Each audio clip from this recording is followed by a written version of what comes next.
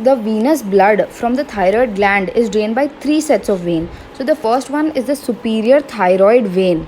Now this arises from the upper pole of the lobe and then it moves upwards and laterally and drains finally into the internal jugular vein. The second one, that is the middle thyroid vein, is comparatively wider and it arises from the middle part of the lobe and then again finally drain into the internal jugular vein.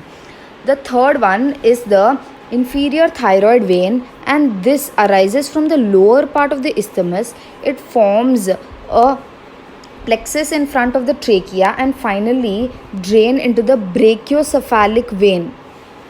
Sometimes there is also a third vein called the Kocher's vein. This is not present all the time, but it arises in between this middle and the inferior thyroid vein and then drain into the internal jugular vein.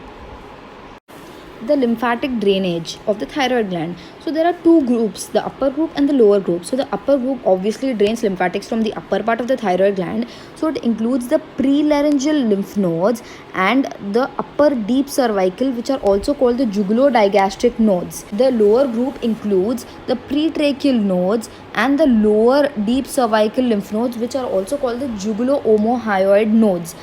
And those from the lower part of the isthmus drains into the retrosternal or the brachiocephalic nodes.